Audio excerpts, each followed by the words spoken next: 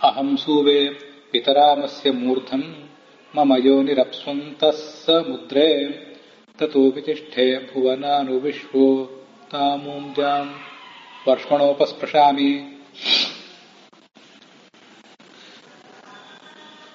ಈ ದೇವಪೂಜಾ ಕಾಲದಲ್ಲಿ ಪಠಿಸಲ್ಪಡಬೇಕಾದಂತಹ ಅಂಬೃಣಿ ಸೂಕ್ತದ 7ನೇ ಮಂತ್ರವನ್ನ, ಅಹಂ ಸೂವೆ ಪಿತರಾಮಸ್ಯ ಅನ್ನುವ ಮಂತ್ರದ ಅರ್ಥವನ್ನ ನಾವೀಗ ನೋಡಬೇಕಾಗಿದೆ.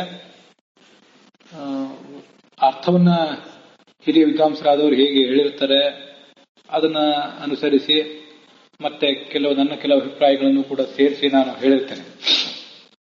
ಆದ್ರೆ ಅದರ ಉಚ್ಚಾರವನ್ನು ಸ್ವರ ಸಮೇತವಾಗಿ ಮಾಡಬೇಕು ಅಂತ ನಾನು ಕೆಲವು ಬಾರಿ ಪ್ರಯತ್ನಿಸ್ತೇನೆ, ಅದು ಆಗಿರೋದಿಲ್ಲ.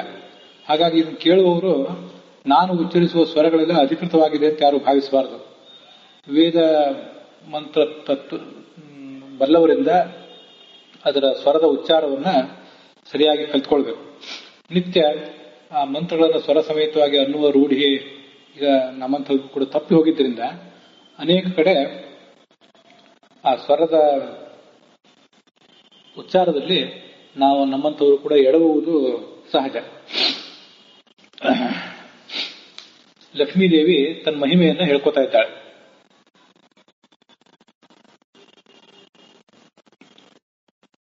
ಅಹಂ ಸೂವೆ ಪಿತರಂ ಅಸ್ಯ ಮೂರ್ಧನ್. ಅಸ್ಯ ಈ ಜಗತ್ತಿನ, ಪಿತರಂ ತಂದೆಯಾದ ಚತುರ್ಮುಖ ಬ್ರಹ್ಮನನ್ನು, ಮೂರ್ಧನ್ ನನ್ನ ಬೈತಲೆಯಲ್ಲಿ ಸುಷುಮ್ನಾ ನಾಡಿಯ ಮೂಲಕ ನಾನು ಪಡೆದೆ. ಸುವೆ ಅಂದ್ರೆ ಪಡೆಯುತ್ತೇನೆ ಅಂತ ಹೀಗಾದ್ರೆ ಅರ್ಥ. ಇಲ್ಲಿ ಪಿತರಂ ಅಸ್ಯ ಮೂರ್ಧನ್, ಅಸ್ಯ ಈ ಜಗತ್ತಿನ ಪಿತರಂ ತಂದೆಯಾದ ಚತುರ್ಮುಖ ಬ್ರಹ್ಮನನ್ನ ಅಂತ ಅದರ ಅರ್ಥ. ಮೂರ್ಧನ್ ಅಂತಿದೆ, ಅಹಂ ಸೂವೆ ಪಿತರಂ ಅಸ್ಯ ಮೂರ್ಧನ್ ಅಂತ. ಆ ಮೂರ್ಧನ್ ಅಂತ ಅನ್ನೋದಕ್ಕೆ ಮತ್ತೊಂದು ಅರ್ಥ ಇದೆ, ಅದನ್ನು ನಾನು ಈ ಮುಂದೆ ಹೇಳ್ತೇನೆ. ನನ್ನ ಸುಷುಮ್ನಾ ನಾಡಿಯ ಮೂಲಕ ನನ್ನ ಬೈತಲೆಯಲ್ಲಿ ನಾನು ಆ ಚತುರ್ಮುಖ ಬ್ರಹ್ಮನನ್ನು ಹೆತ್ತೆ ಅಂತ ಗೋವಿಂದಾಚಾರ್ಯ ಹೇಳಿರುವಂತಹ ಅರ್ಥ ಇದೆ. ಅದಕ್ಕೆ ಬೇರೆ ಬೇರೆ ಪುರಾಣಗಳಲ್ಲಿ ಆ ಥರದ ಆಧಾರಗಳು ಅವರಿಗೆ ಕಂಡಿವೆ, ಅದನ್ನು ಅವರು ವರ್ಣನೆ ಮಾಡಿದ್ದಾರೆ. ಮತ್ತೆ ನಾನು ಇಷ್ಟೆಲ್ಲ ಮಹಿಮೆ ಉಳ್ಳವಳಂತಾದರೂ ಕೂಡ ಮಮ ಯೋನಿಹಿ, ನನ್ನ ಯೋನಿಹಿ, ನನಗೂ ಕಾರಣೀಭೂತನಾದ, ನನಗೂ ಹುಟ್ಟನ್ನು ಕೊಡುವಂತಹ ಪರಮಾತ್ಮ ಅಪ್ಸು ನೀರಿನಲ್ಲಿದ್ದಾನೆ. ಅಂತ ಸಮುದ್ರೆ, ನೀರಿನ ಒಳಗಡೆ ಆತ, ಕ್ಷೀರ ಸಾಗರದಲ್ಲಿ ನೀರಿನಲ್ಲಿ ಆತ ಇದ್ದಾನೆ. ಸಮುದ್ರ ಕಡಲಿನಲ್ಲಿ ಅಪ್ಸು ಅಂತಹ ನೀರಿನೊಳಗೆ ಇದ್ದಾನೆ. ತಥೋ ವಿತಿಷ್ಠೆ ಭುವನಾನು ವಿಶ್ವೋತ ಅಂತ ಮುಂದಿಂದು. ತತಃ ಆ ಪರಮಾತ್ಮನಿಂದಾಗಿಯೇ, ಅವನ ಅನುಗ್ರಹದಿಂದಾಗಿಯೇ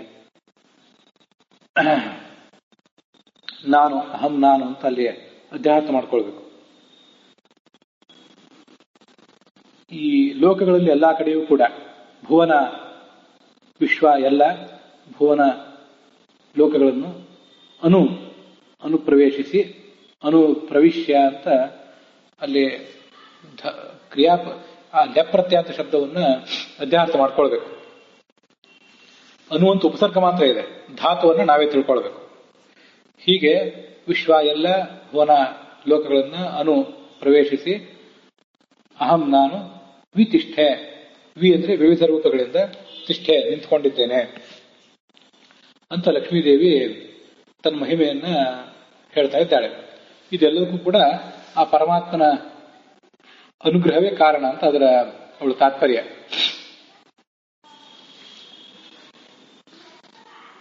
ಉತ ಮತ್ತು ಕೂಡ ಈ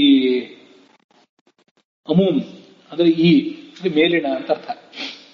ತಾಮೂಂ ದ್ಯಾಂ ವರ್ಷಣ ಉಪಸ್ಪೃಶಾಮಿ.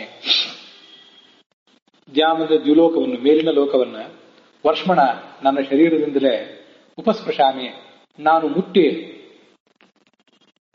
ವ್ಯಾಪಿಸಿದ್ದೇನೆ ಅಂತ ಹೀಗರ್ಥ. ಎಲ್ಲ ಕಡೆ ನಾನು ತುಂಬಿಕೊಂಡಿದ್ದೇನೆ. ಜಗತ್ತಿನ ತಂದೆಯಾದಂತಹ ಚತುರ್ಮುಖ ಬ್ರಹ್ಮನನ್ನ ನಾನು ಸುಷುಮ್ನಾ ನಾಡಿಯ ಮೂಲಕ ನನ್ನ ಬೈತಲೆಯಿಂದ ಹೆತ್ತೆ. ನನ್ನ ಹಿರಿಮೆಗೆ, ನನ್ನ ಶ್ರೇಷ್ಠತೆಗೆ ಕಾರಣವಾದಂತಹ ಪರಮಾತ್ಮನು ಆ ಸಮುದ್ರದಲ್ಲಿ ನೀರಿನೊಳಗಿದ್ದಾನೆ. ಅವನಿಂದಲೇ ನನಗೆ ಈ ಲೋಕಗಳಲ್ಲೆಲ್ಲ ವ್ಯಾಪ್ತಿ ಬಂದಿದೆ. ಈ ಲೋಕಗಳಲ್ಲೆಲ್ಲ ಕಡೆಯೂ ಕೂಡ ವ್ಯಾಪಿಸಿಕೊಂಡಿರುವಂತಹ ಶಕ್ತಿ ನನಗೆ ಬಂದಿರುವುದು ಅವನಿಂದಲೇ. ಈ ಮೇಲಿನ ದಿವ್ಯ ಲೋಕವನ್ನು ಕೂಡ ನಾನು ಮೈಯಿಂದ, ನನ್ನ ಶರೀರದಿಂದ, ಅರ್ಥಾತ್ ದೇಶತಃ ಕಾಲತಃ ನಾನು ವ್ಯಾಪ್ತಳಾದ್ರಿಂದ ಎಲ್ಲಾ ಕಡೆಯೂ ಕೂಡ ನಾನು ಹಬ್ಬಿ ಇದ್ದೇನೆ ಅಂತ ಅದರ ತಾತ್ಪರ್ಯ. ಈ ಪರಮಾತ್ಮನ ಈ ಲಕ್ಷ್ಮೀದೇವಿಯ ಉತ್ಪತ್ತಿಗೆ ಕಾರಣ ಅಂತ ಇದೆ ಹೇಳಿದಂತಾಗಿದೆ. ವಸ್ತುತಃ ಲಕ್ಷ್ಮೀದೇವಿಗೆ ಉಳಿದ ದೇವತೆಗಳಂತೆ, ಚತುರ್ಮುಖ ಬ್ರಹ್ಮಾದಿ ದೇವತೆಗಳಂತೆ ದೇಹದಿಂದ ಉತ್ಪತ್ತಿ ಇಲ್ಲ. ಪ್ರಾಕೃತ ದೇಹ ಅವಳಿಗೆ ಎಂದು ಕೂಡ ಬರೋದಿಲ್ಲ. ಆದರೆ ಸೃಷ್ಟಿ ಮಾಡಬೇಕೆಂಬ ಬಯಕೆ ಅವಳಿಗೆ ಬರುವುದು ಈ ಪರಮಾತ್ಮನಿಂದಲೇ. ಅದಕ್ಕಾಗಿ ಅವಳಿಗೂ ಕೂಡ ಕಾರಣೀಭೂತನಾದವನು, ಅವಳ ಅಸ್ತಿತ್ವಕ್ಕೆ ಕಾರಣನಾದವನು, ಅವಳಿಗೂ ಕೂಡ ಸೃಷ್ಟಿಸಬೇಕೆಂಬ ಬಯಕೆ ಅನ್ನು ಎಂಬ ಉತ್ಪತ್ತಿಯನ್ನ ಕೊಟ್ಟಂಥವನು ಈ ಪರಮಾತ್ಮನೇ. ಆದ್ರಿಂದ ಅವನೇ ನನಗೆ ಕಾರಣ, ಅವನು ಸಮುದ್ರದಲ್ಲಿದ್ದಾನೆ ಅಂತ ಅವಳು ಹೇಳ್ಕೊಂಡಿದ್ದಾಳೆ. ಇದಿಷ್ಟು ಗೋವಿಂದಾಚಾರ್ಯ ಹೇಳಿದ ಅರ್ಥ ಆಯ್ತು. ಯಾವುದೋ ಒಂದು ಪುರಾಣದಲ್ಲಿ ಇದ್ದುದನ್ನ ಅವ್ರು ಹೇಳಿದ್ದಾರೆ. ಚತುರ್ಮುಖ ಬ್ರಹ್ಮ ಪರಮಾತ್ಮನ ನಾಭಿಕಮಲದಿಂದ ಹುಟ್ಟಿದ್ದಾನೆ, ಅದಲ್ಲದೆ ಲಕ್ಷ್ಮೀದೇವಿಯ ಬೈತಲೆಯಿಂದ ಕೂಡ ಹುಟ್ಟಿದ್ದಾನೆ ಅಂತ. ಇದು ಹಯೋಧನ ಪುರಾಣಿಕಾಚಾರ್ಯರು ಗುರುಗಳು ಹೇಳಿದಂತ ಮತ್ತೊಂದು ಅರ್ಥನೂ ಇದೆ. ಈ ಅಹಂ ಸೂವೆ ಅಂದ್ರೆ ನಾನು ಹಡೆದೆ, ಅದ್ರ ಬಗ್ಗೆ ಏನು ವಿವಾದ ಇಲ್ಲ. ಅಸ್ಯ ಪಿತರಂ, ಈ ಜಗತ್ತಿನ ತಂದೆ, ಜಗತ್ತಿಗೆ ಗೌರವಕ್ಕೆ ಪಾತ್ರ, ಅವನು ಸೃಷ್ಟಿಕರ್ತ. ಮೂರ್ಧನ್ ಅಂದ್ರೆ ಜಗದ್ವಂದ್ಯ ಅಂತ ಈಗ ಅವರ ಅರ್ಥ ಹೇಳಿದಂತೆ ಕಾಣಿಸ್ತದೆ. ಅಸ್ಯ ಈ ಜಗತ್ತಿನ ಪಿತರಂ ಸೃಷ್ಟಿಕರ್ತನಾದ, ಮೂರ್ಧನ್ ಜಗದ್ವಂದ್ಯನಾದಂತಹ ಚತುರ್ಮುಖ ಬ್ರಹ್ಮನನ್ನ ಅಹಂ ಸೂವೆ ನಾನು ಹೆತ್ತಿದ್ದೇನೆ ಅಂತ ಈಗ ಅವಳು ವರ್ಣನೆ ಮಾಡ್ತಾಳೆ. ಅದ್ಯಾಕೆಂದ್ರೆ ಅವನು ಈ ಸತ್ಯಲೋಕದ ಅಧಿಪತಿ ಆಗ್ಬೇಕು. ಸತ್ಯಲೋಕದ ಅಧಿಪತಿಯಾಗಿದ್ದು ಅದಕ್ಕೆ ಅವನು ಅದನ್ನು ಪಾಲಿಸ್ಬೇಕು, 3 ಲೋಕಗಳನ್ನು ಕೂಡ ಪಾಲಿಸ್ಬೇಕು. ಹೀಗೆ ಮೂರ್ಧನ್ ಅಂತ ಅನ್ನೋದಕ್ಕೆ ಬೇರೆ ಅರ್ಥವನ್ನ ಪುರಾಣಿಕಾಚಾರ್ಯ ಹೇಳಿದ್ದಾರೆ. ಹೀಗೆ ಇವರಿಬ್ಬರು ವಿದ್ವಾಂಸ ಹೇಳಿದಂತಹ ಅರ್ಥವನ್ನು ಹೇಳಿದ್ದೇನೆ.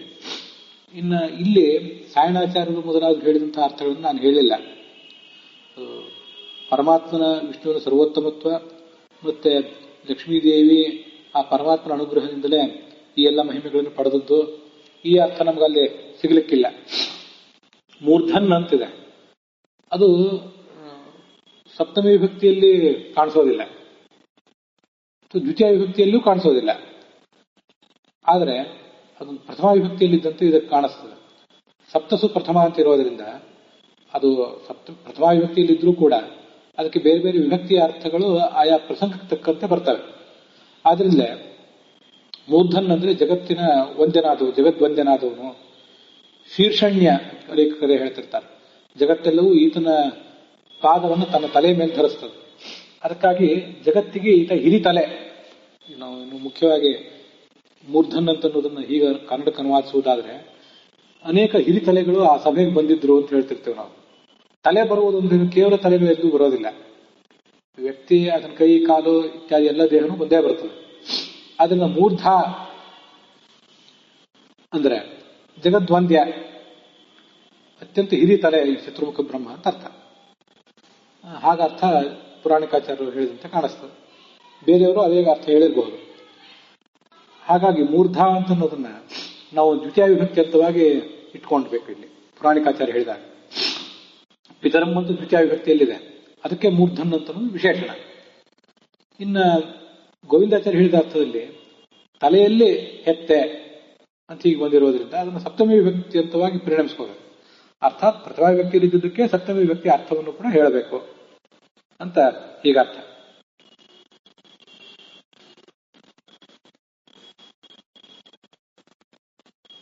ಹೀಗೆ ಪರಮಾತ್ಮನ ಅನುಗ್ರಹದಿಂದಲೇ ನಾನು ಈ ಜಗತ್ತೆಲ್ಲರನ್ನು ವ್ಯಾಪಿಸಿದ್ದೇನೆ. ಈ ಎಲ್ಲಾ ಮಹಿಮೆ ಕೂಡ ಅಂತರ್ಯಾಮಿಯಾದ ಭಗವಂತಂದೆ. ನನ್ನದು ಮಹಿಮಾ ಇದರಲ್ಲಿ ಏನೂ ಕೂಡ ಇಲ್ಲ ಅಂತ ಅವಳು ವರ್ಣನೆ ಮಾಡಿದ್ದಾಳೆ. ಇದಲ್ಲದೆ ನನ್ನ ಸಂಗ್ರಹದಲ್ಲಿ ಪಾಂಘರಿ ಕೃಷ್ಣಾಚಾರ್ಯ ಅಥವಾ ತಾತಾಚಾರ್ಯ ಅಂತ ಅವರಿಗೆ ಹೆಸರು, ವೇದಾಚಾರ್ಯ ಅಂತ ಅವರಿಗೆ ಬಿರುದು. ಅವರು ಕೂಡ ದೇವ ಪೂಜಾ ಪದ್ಧತಿ ಮಂತ್ರಗಳನ್ನ ಅರ್ಥೈಸಿದ್ದಾರೆ. ಸಂಸ್ಕೃತದಲ್ಲೇ ಅವರು ವ್ಯಾಖ್ಯಾನ ಮಾಡಿದ್ದಾರೆ. ಮೂರ್ಧನ್ ಅಂದ್ರೆ ಸರ್ವಾಧಿಕ್ಯೇನ ಸರ್ವ ಜೀವೋತ್ತಮತ್ವೇನ, ಚತುರ್ಮುಖ ಬ್ರಹ್ಮನನ್ನ ಉಳಿದೆಲ್ಲ ಜೀವರಿಗಿಂತ ಶ್ರೇಷ್ಠನನ್ನಾಗಿ ಸರ್ವ ಜೀವೋತ್ತಮನನ್ನಾಗಿ ನಾನು ಹೆತ್ತಿದ್ದೇನೆ ಅಂತ ಲಕ್ಷ್ಮೀದೇವಿ ಹೇಳಿಕೊಂಡದ್ದು ಅಲ್ಲಿ ಕಾಣಿಸ್ತದೆ. ಪುರಾಣಿಕಾಚಾರ್ಯ ಹೇಳಿದ ಅರ್ಥ ಮತ್ತೆ ಪಾಂಘರಿಯಾಚಾರ್ಯ ಹೇಳಿದ ಅರ್ಥ ಒಂದೇ ಇದೆ. ಗೋವಿಂದಾಚಾರ್ಯ ಪ್ರತ್ಯೇಕವಾದ ಅರ್ಥ ಹೇಳಿದ್ದಾರೆ. ಬೇರೆ ಯಾವುದೋ ಪುರಾಣದಲ್ಲಿ ಲಕ್ಷ್ಮೀದೇವಿ ತನ್ನ ಬೈತಲೆಯಿಂದ ಆತನನ್ನು ಹೆತ್ತಿದ್ರ ಬಗ್ಗೆ ವರ್ಣನೆ ಇದೆ ಅಂತ ಅವರು ಒಂದ್ ಕಡೆ ಹೇಳಿದ ಸ್ಮರಣೆ ನನಗಿದೆ.